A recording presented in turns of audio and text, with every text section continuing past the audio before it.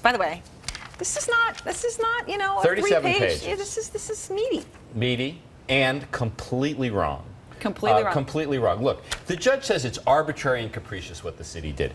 Just because you can't do everything to stop obesity, to stop diabetes, doesn't mean you have to do nothing. This is one step that the mayor took within his jurisdiction, as the board of health took, and it's a reasonable step. It'll make New Yorkers healthier, and I don't see any reason why a judge should get involved at all. I mean, after all, he has gotten calorie count on when you go to the restaurant, which he's had to fight for 2 years. That's why I say he's a formidable enemy. He's going to fight it. He's banned smoking, which now is being done around the world. So why not? This is extreme. Look at what this mayor has done. Okay, you just named and illustrated his track record, and now he's going to ban sugary drinks. What about all the other sugary foods that are out there? Talk about a slippery slope argument. It just makes no sense. And then what the judge did, which was absolutely right. It's a long decision, but at the end of the day, he came out with the right conclusion, and thank goodness for common sense in New York, because you can have 2 sodas. Okay, there are other drinks. I could drink 2 beers instead of 2 sodas. Which would you rather? This is so arbitrary. This is the example of arbitrary. This is just absolutely beyond what a mayor should be regulating. First of all, just keep in mind also, this never went to the New York City Council. This wasn't legislated.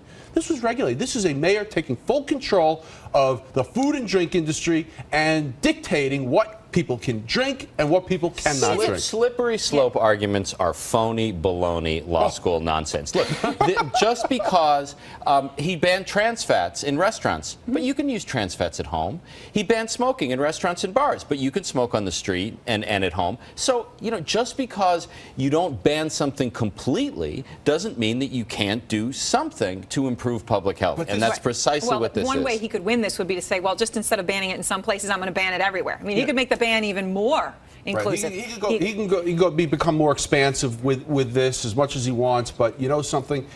This is another case where common sense prevailed, and thank goodness there was a judge in here, and we do have that level of review to be able to right the wrong. All right, well, he also wants to ban plastic foam containers. He wants to warn people about losing their hearing from headphones. And by the way, on a certain level, we all are for these things, because in the healthcare system, we pay for the people who drink too much soda and blast their ears out with their headphones, right? So you can see the argument, but he just talked to David Letterman about it. That's where he chose to give his interview. So let's play it.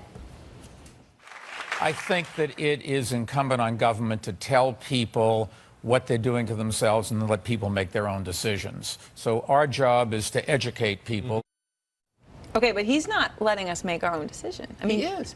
How? Nobody's stopping you from buying 2 sodas, from buying 3 sodas, from buying 10 sodas. He's making it somewhat more inconvenient to, and most people don't even pay attention. They buy the big size. And so if the big size is 16 rather than 20, people will buy the 16, and they will get diabetes less as a result, and that's good for them, and that's good for New York City. With all due respect, the size of soda has no direct relationship to diabetes. It hasn't been proven. The other thing is, the mayor is 100% right in what he said on Letterman.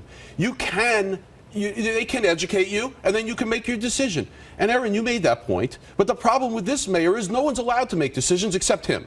And he's going to make the decision for what's good and what's bad. And by the way, when he's deciding what's bad, there are some other things that are bad that he's not looking at. And at the end of the day, what government is supposed to do is protect the people, protect your businesses, protect the tax roll of money coming in. These are business-destroying regulations that are hurting our city every single day. We complain about taxes, and at the same time, we burden our city's businesses. You know, there's a word for someone who runs the city. It's called mayor.